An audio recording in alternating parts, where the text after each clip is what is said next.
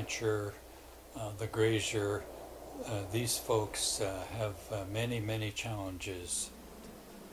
The hay, the equipment, the labor, I know every bit of it has tripled or more.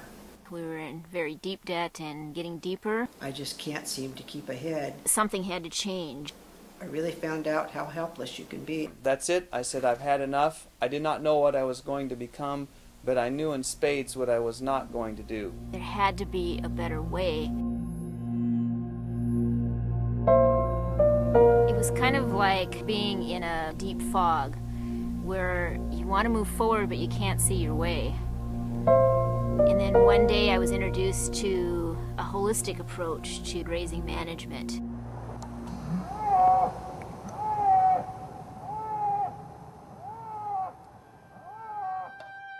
Every day is a new opportunity, and every day more ranchers and land managers are discovering a holistic approach to grazing. This process benefits not only ranchers, but the environment and the livestock as well. As a result, the social, ecological, and financial components of the whole operation become more sustainable far into the future. The foundation for their success comes from changing the way they make decisions and understanding how the ecosystem around them functions and what influences it. In Part 1, 4 ranch families share their insights into the process that got them to where they are today. Part 2 examines how theory was put into practice for a holistic approach to grazing management.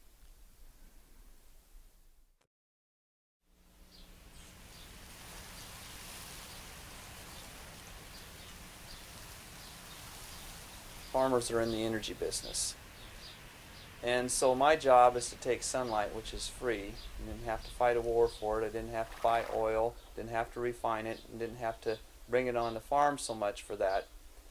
And I use solar collectors, which are green leaves, and they're harvested with livestock. The livestock turn it into muscle, which then I turn into a product. And that's an efficient system. This is a century farm. My great-grandfather homesteaded here in 1909, so my children are the 5th generation on this same land. I began farming in basically 1986, which was the year I graduated from WSU with a degree in general agriculture, with the intention of coming back to the farm. Basically lived a commodity farming life up until about 1995, where I decided I was going to do things differently. And that's led to a whole new chapter in my life. My epiphany happened in the fall of 1994, I believe, in a field just east of here where I had, was burning wheat stubble. And it was next to a field where I'd grown snap beans for a local cannery. And just doing the math on the whole thing of how they controlled everything in the contract, from the price to the timing of harvest to the grading of the beans, and the fact that I made no money from that whatsoever, I said, look, I can do nothing and make nothing. Why should I work very hard and make nothing? I guess holistic management, for me, comes from a philosophy of integration rather than segmentation. In the agricultural world today, everything is segmented and specialized. You have, for instance, a cow-calf producer, a backgrounder, a feedlot finisher, a packer, a distributor, a wholesaler, a retailer. And each, although in their specialized niche, is very good and efficient at what they do, the way we've approached business is that we put all of those things under one umbrella. Processing for us is a means to an end, not an end in and of itself. I never set out to become a butcher. But what I wanted to do was merchandise a retail product to the public rather than dump a commodity. Okay, then I'd get dump price.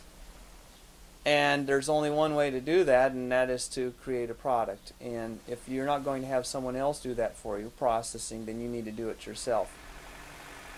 I designed, permitted, constructed, and operate a mobile slaughter establishment. And it's the largest mobile kill floor federally inspected anywheres.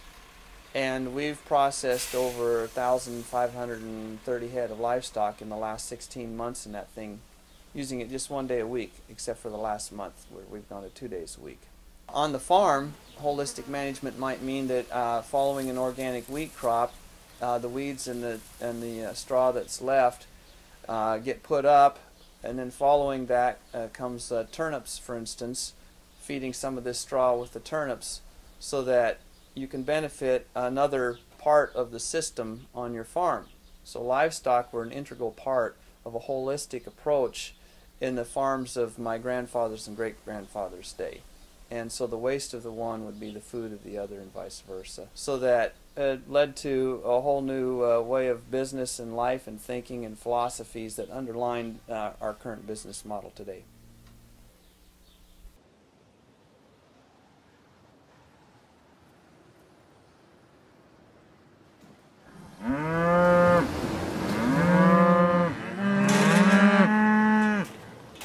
To me, the land's very special. Holistic management has given me a chance to really come up with tools and a different way of making decisions. It gives me a way of looking at how to monitor things.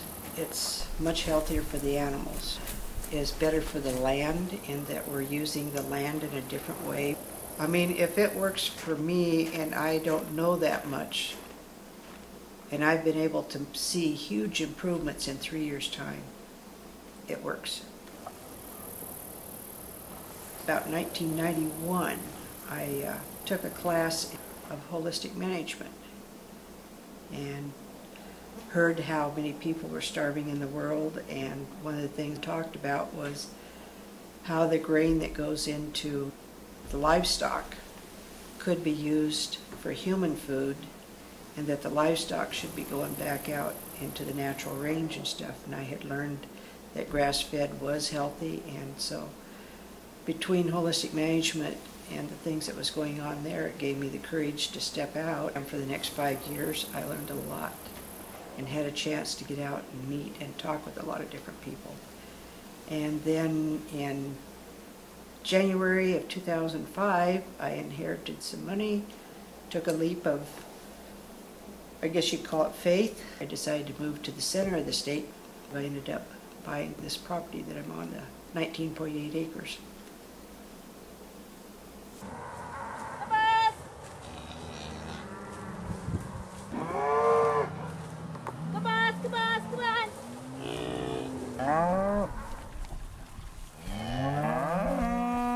There aren't very many things better in life than being able to go out in the field and watching the cattle graze in a lush pasture.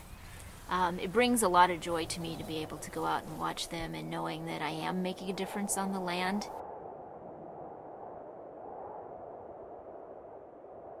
Matheson Farms is a cow-calf operation.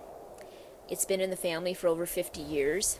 We sell both commercial and purebred breeding stock, club calves, and grass-finished beef. Some of our cow families date back clear to the 1960s and the 1970s. I've spent almost my entire life on the farm, except for the years when I was in college, so it's a pretty special place to me. Around 1995, things were very difficult. There seemed to be quite a negative view of agriculture and farmers and ranchers from the environmental community, from the government, and even the public in general. Farmers were pretty much a hated species. It seemed like that we were a problem species, but yet, on the other hand, people forget that we're the ones who feed the world. And so I was feeling a little bit down about being a farmer. I didn't even want to tell people sometimes that I was a farmer. Personally, we were in debt. We were in very deep debt and getting deeper. We had a lot of concern about that. We were working very hard and losing money. So we knew that something had to change. And then one day I was introduced to a holistic approach to grazing, to managing resources, and just managing life in general. And that gave me some hope.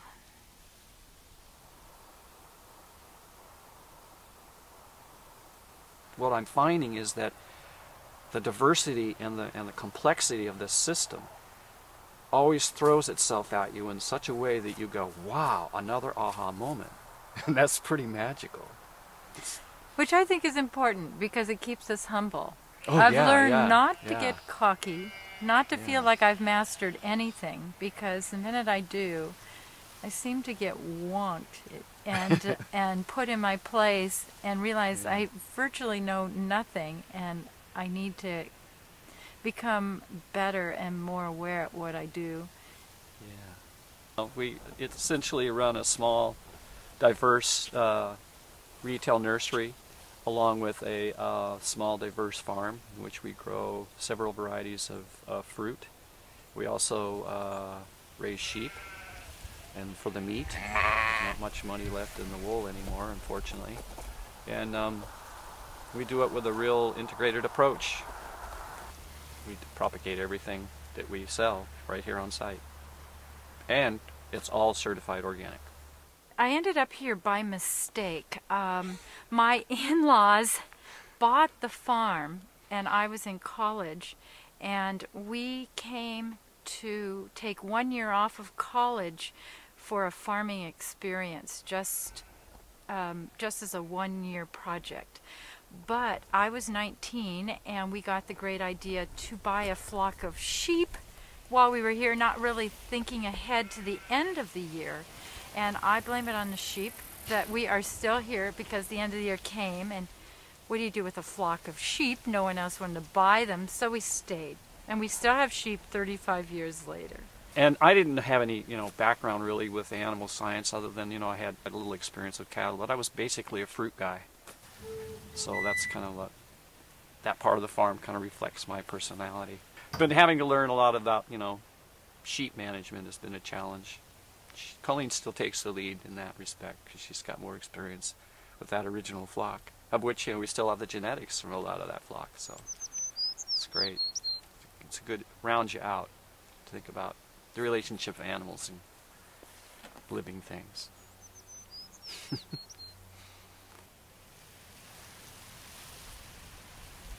Although quite diverse in size, product, environment, and type of enterprise, all these operations have this in common: the desire to improve the environment, the business, the product, and quality of life for the ranchers and their livestock.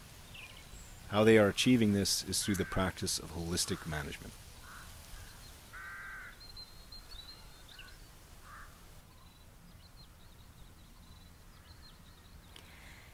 Holistic management is a framework for making decisions that are socially, economically, and ecologically balanced and sound.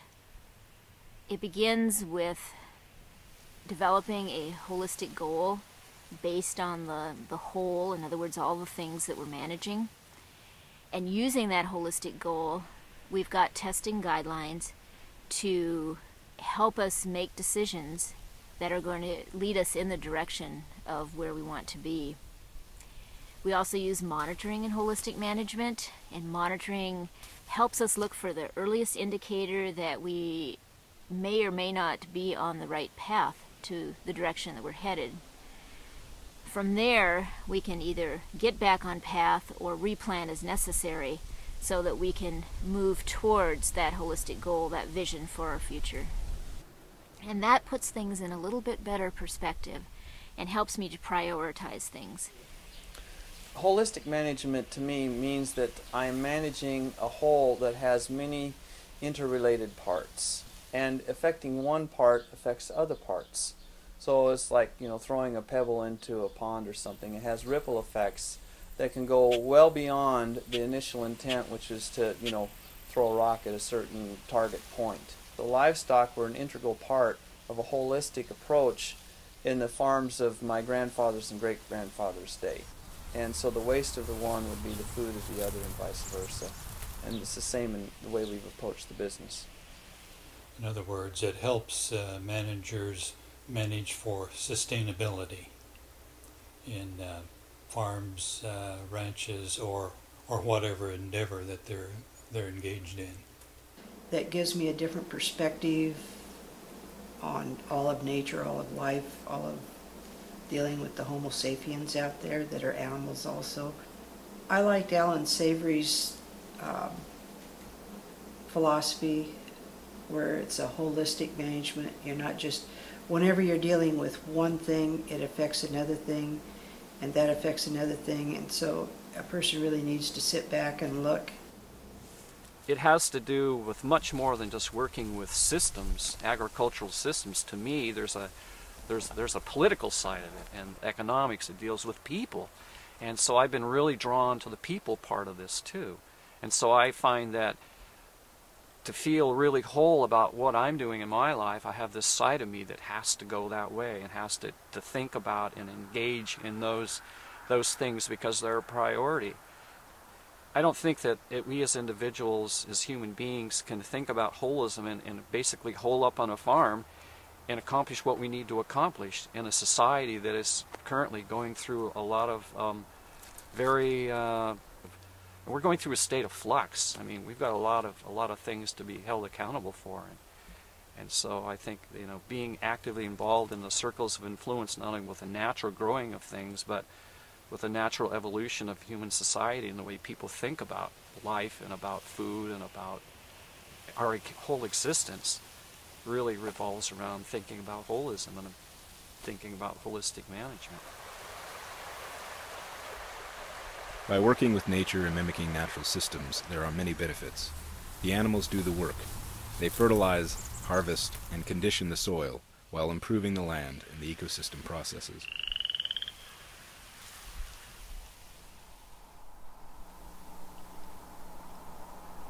Well, the benefits of holistic planned grazing would be that one can actually enhance the ecosystem, to actually improve the plant community,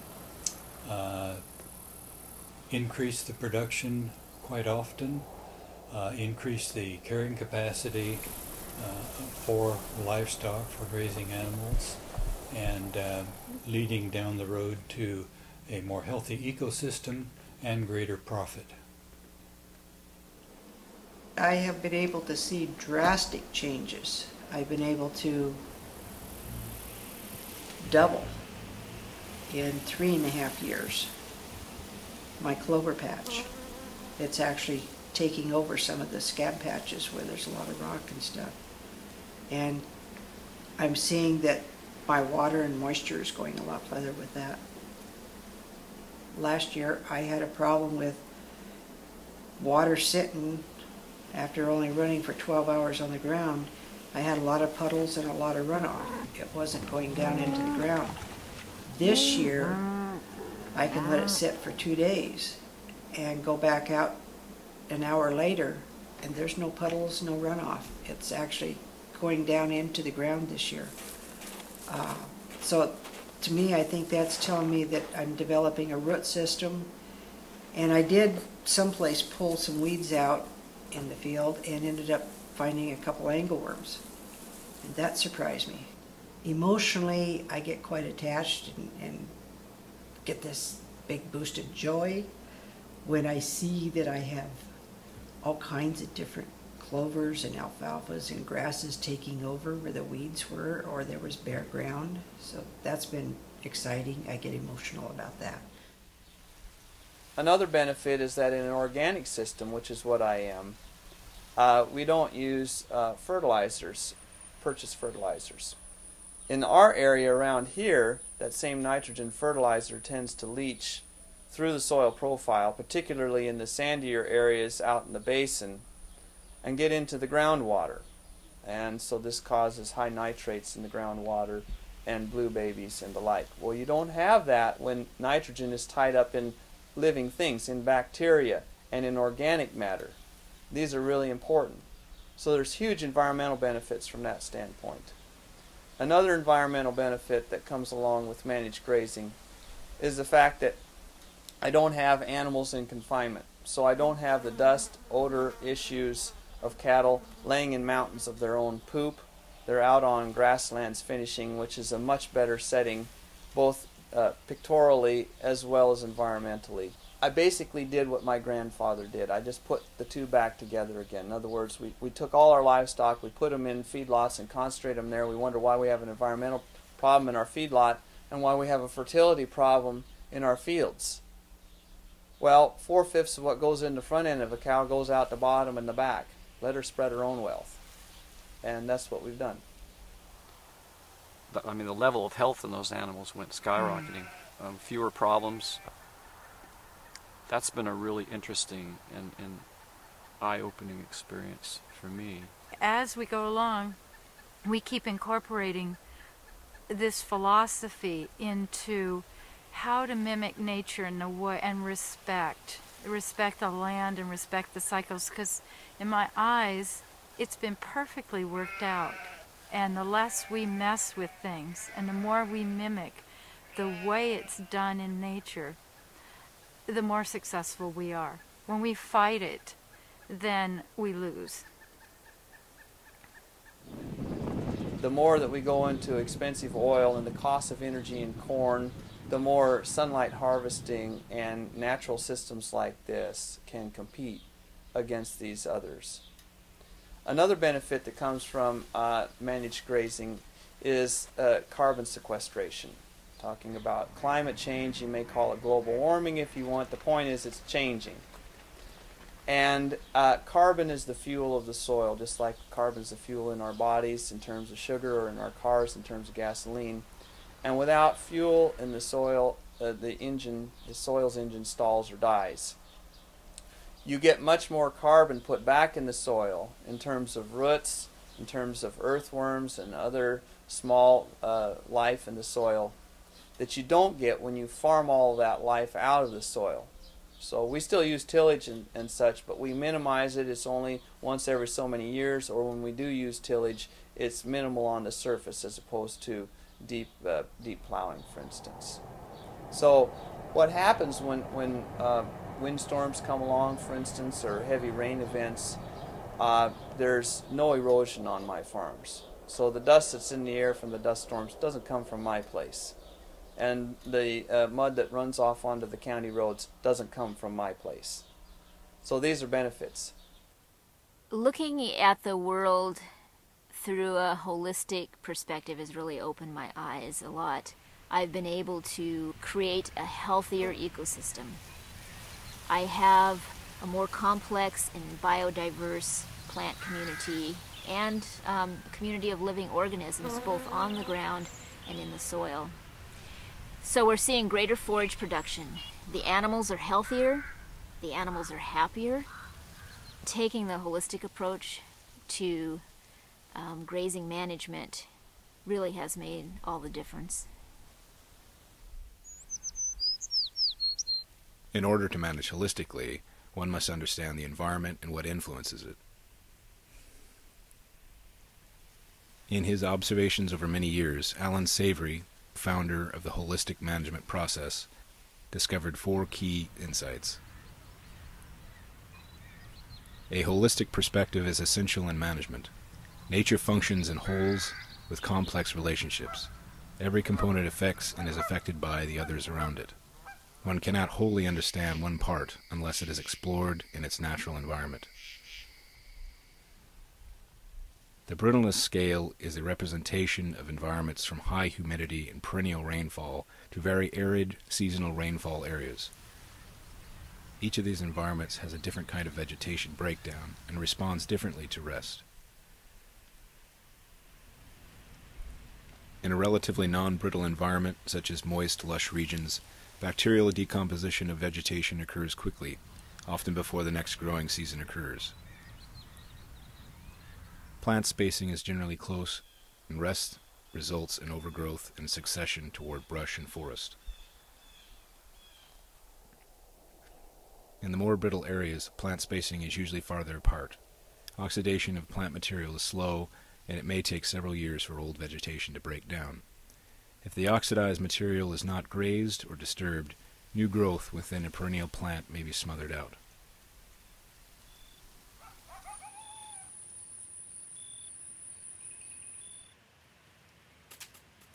In a natural system, predators stalk their prey, causing them to move quickly from one area to the next. Herbivores graze severely and impact soil with their hooves. This is a benefit to the land, particularly in more brittle areas.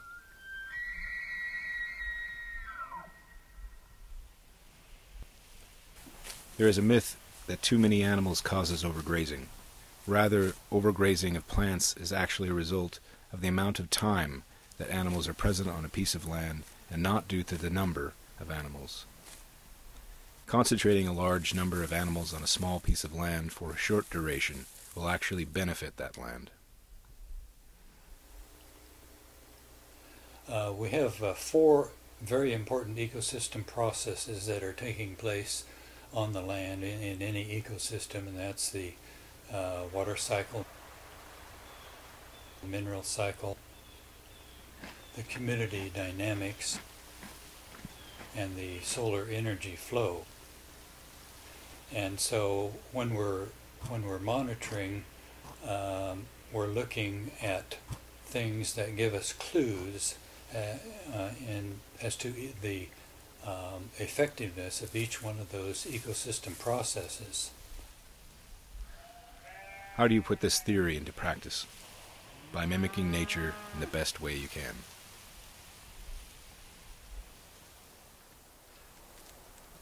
Well, I guess I think of them as being kind of a yin-yang symbol.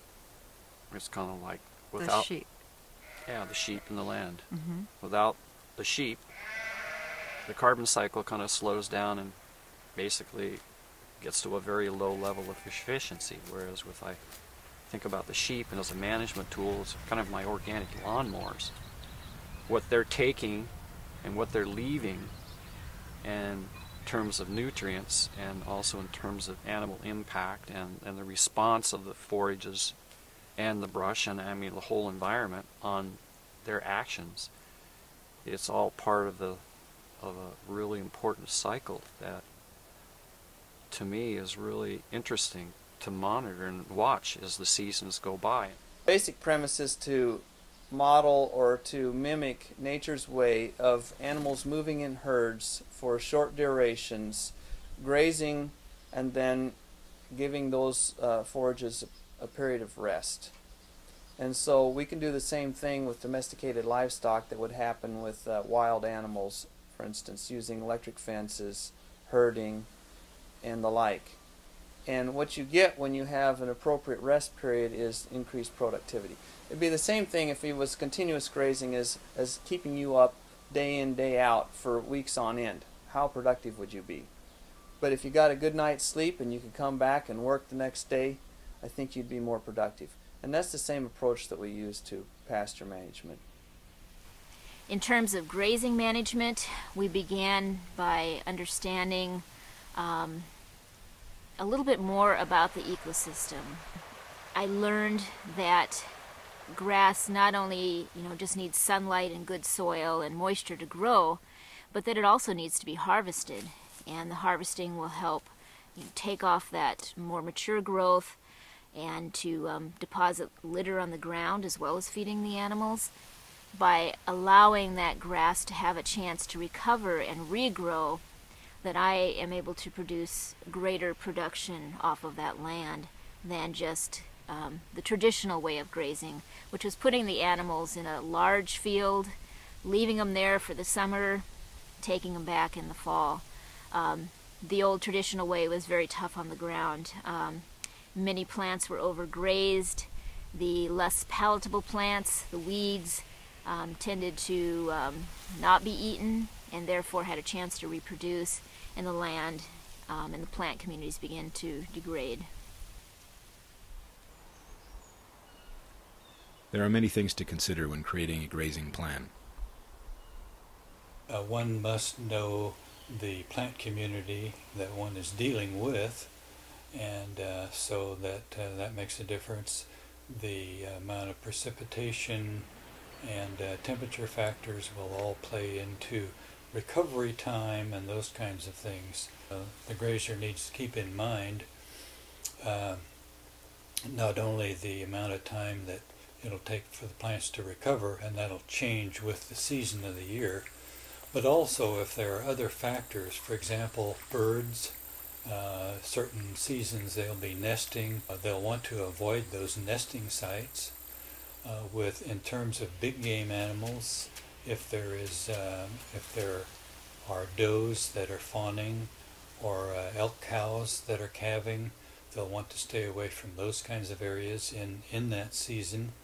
And so there are all a myriad of things that could be going on that need to be considered in developing that grazing plan, and working around those kinds of things, and all the while ensuring that one does not come back to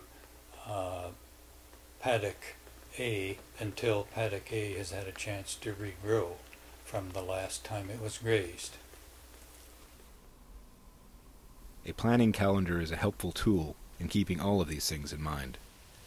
Plotting important events such as breeding, birthing, nesting, haying, and even vacations. The grazier will be better prepared to create the grazing plan. The grazing plan considers the estimated forage, grazing periods, forage recovery, and stocking rates of the paddocks. It provides a record of actual paddock moves, degree of forage utilization, rainfall, and other observations. The plan changes with the growing season versus the non-growing season.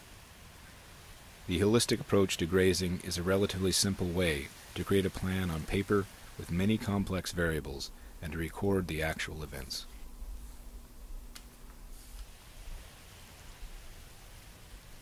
In the absence of herding, creative fencing is another tool to achieve the benefits of holistic grazing. Using the principles of holistic plan grazing, we began by actually looking at the ground, seeing what the plant communities were that were there, what was the land capable of, how many animals did we have, how much land did we have. I learned the concept that by concentrating a large number of animals on a small piece of ground, those animals could impact that ground to a greater degree. We're in a very moist, high rainfall area. We have a lot of moss, and that moss tends to form kind of a cap on the ground and keeps a lot of the grasses from growing. So those sharp hooves would go in the springtime and actually break up that moss to the point where then sunlight could reach those seeds, those seedlings, and allow those plants to grow. To do this, we actually began to put up some more fencing. We had barbed wire perimeter fences all around and maybe a couple of lines going through the property on the home farm. But we put up some permanent electric fencing and also some portable electric fencing where we used portable posts and a reel with wire, and actually broke up those paddocks into smaller sections. So what I was able to do was to leave those animals in there oftentimes just for one day, sometimes maybe up to about 3 days. But by putting those animals in, they moved in that paddock. They more evenly took the grasses, taking not only the good grasses, the palatable grasses, but also the weeds and some of the less palatable grasses as well. They urinated, they put manure on the ground, they stepped in it, and deposited that manure more evenly, thereby fertilizing the ground more naturally. And then I took them off before those plants had a chance to regrow. And so by doing that, then the animals would move to the next paddock, and it would be quite a while before they would come back again. Depending upon how fast the grasses were growing, they might not come back for a month. It might be 6 weeks or maybe a little bit longer. But I allowed those plants a chance to recover, and that made the big difference. Well, that's what my animals are doing. Every day they have new pasture. They maintain a high plane of nutrition throughout the growing season. So there was a history of, of a lot of, well, just turn them loose and let them do their thing. And about the same time that I got involved with holistic management and got a real interest in refencing the interior, and so it became this, I hate to say it, but to me it was like this living sculpture thing where, you create this arbitrary human construct that allows you to put the animals where you want them, to give the rest of the land a chance to harvest solar energy without a lot of undue influence from the animals. Otherwise, we started thinking about the concept of the salad bar. What can we give them today that they're going to really home in on and they're going to enjoy? And what can we give them tomorrow that they're also going to enjoy, as opposed to letting them have one area for 2 months straight, set stocking. And unfortunately, there's a lot of that model out there still. And what I became enthralled with was, well, what's the total number of days that I can get out of all this land? And so it became this project of constantly evaluating where to place fences, where it would allow the best movement possible. And then the interesting thing was that as I started, looking at what was going on or monitoring what was happening, I realized that the land started going through some changes. They started noticing things that I had never noticed before because they never had the chance to express themselves really. And that even holds true up in the orchard, is that I began to think about, well, here we're harvesting solar energy on the grass level of the sheep, and then we have this beautiful palmette espalier Asian pear going on this plane, which is harvesting solar energy that way. And then above that, we have the kiwi fruit. So here's this little tiny, almost 1.5 acres, and it's harvesting all this solar energy to such a high degree that it's become this really interesting installation, really, of a natural system, and it just the play that it generates off of itself. Let's put the context of this management of sheep in that time of year, June into July, when we're making the transition from really active grass growth to everything starting to slow down. Then it's kind of like I have to start, and we both actually have to start taking a more proactive approach to kind of looking ahead to where we're going. And with that slowdown, then the management is, well, okay, what parts of the farm and the paddocks do we want to put a little bit of extra nutrients on in terms of manures? What land can we afford to kind of say that this is the area we're going to really impact heavily with animal impact this year? Lots of manure, and we might later on in the season, as it really dries out, August into September, start bringing in some feed, and actually feed is what I call feed and seed, where we actually help the sheep by bringing in feed, and we're also allowing all that manure to be deposited all over them. We're also bringing up the organic matter because of all this feed we're bringing in, and moving nutrients into that system. And so that's one of the things I think a lot about, and that and the day-to-day thing with maintenance of fences.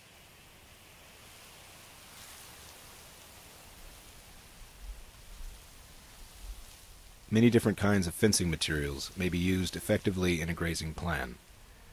Barbed wire, woven wire, high-tensile electric, electrified netting, semi-portable electric, and portable posts and reels may be used in any combination. Woody shrubs can sometimes take the place of fence posts. Power chargers may be electric, battery, or solar. The type or size of the fencing system depends on the species, the terrain, and the amount of land to be fenced. An appropriate, effectively designed and maintained electric fence system will keep the respect of the livestock and enhance the implementation of a holistic grazing plan.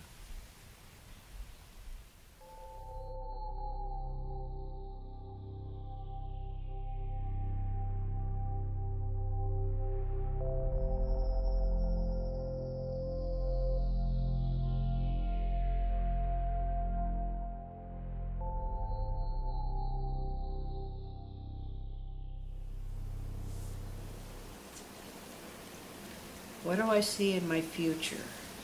More educating, more hands-on. I would like to get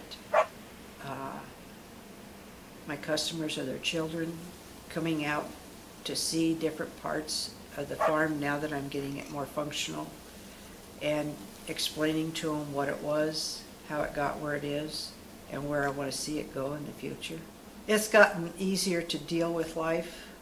I have found through holistic management an approach that works, and it's given me hope, and in that I found pleasures and enjoyments that you just can't describe otherwise. Yeah, I mean, I try to think back if I hadn't stumbled upon any of this, where I'd be now. And I think about that, and I think there's like this void there, that's like this blackness that I can't go to, because it represents the way that unfortunately so many people have thought about their relationship with animals and the land in the past, and it's kind of really cool to be able to say, well, here's what happened to me, now what happens to you and your relationship with your animals and your land. may be similar, but it may be entirely different. You may have results that will, that you'll notice because you're starting to think differently about what you're doing and how you're doing it. And that's where it's at. As long as I'm breathing and walking, I keep doing it. I mean, and maybe, that's, I guess I'm always hopeful that the circles of influence will move outward, and, and I think every year it does. It's pretty neat. Mm-hmm. It's okay to think outside the box and to live what you believe, and to realize that there are many ways to do things that are not conventional but work, and actually may work better. We're beginning to raise our cows on grass like my grandmother did. We're beginning to take chickens out of the tiny little wire cages and let them run around like my grandmother did.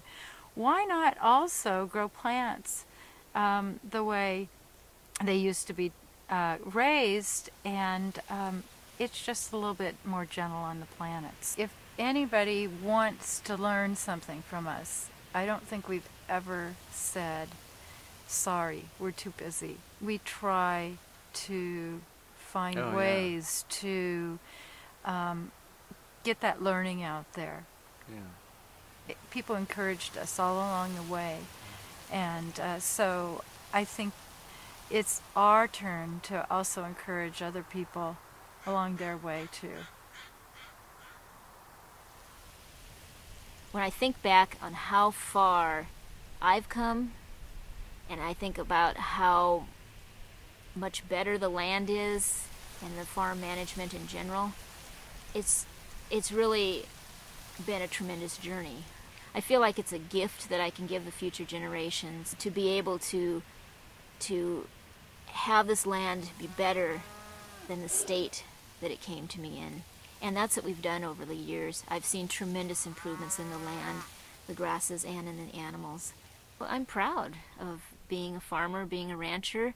I'm proud of what I've accomplished, and I'm really looking forward to seeing how much more I can do in the future. There's a very high price for innovation, as I said earlier, in that innovation is a very messy process. There are many dead ends. There are many mistakes. There are many systems that you have to dial in, and there are many variables in a natural system that can all go awry on you and unravel in a heartbeat. The fact is, if you want to finish cattle in a feedlot, you can do it any time of the year, and you run up and down the bunk with a truck. That's easy. But having a quality steak every week for 52 weeks a year, regardless of what the environment is doing, that's not so easy. But it can be done, and we're proving it. I wouldn't put myself on much of a pedestal. I've put a lot of effort into what I'm doing. I'm a long ways down the road, but I'm not that far ahead of anyone else. You can be there too. And I think that would be the message for other people, is that don't be afraid. Don't have fear. Don't let that limit you. You can do it, and we can help.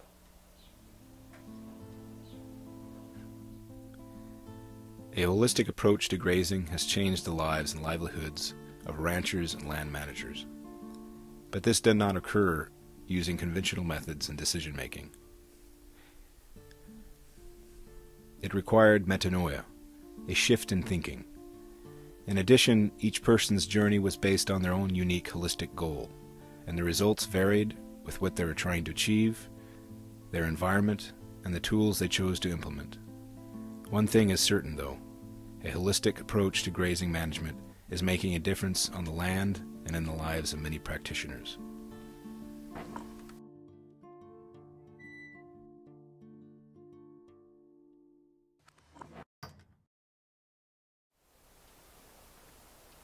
There's kind of a part of it all that is so, it's like a magic.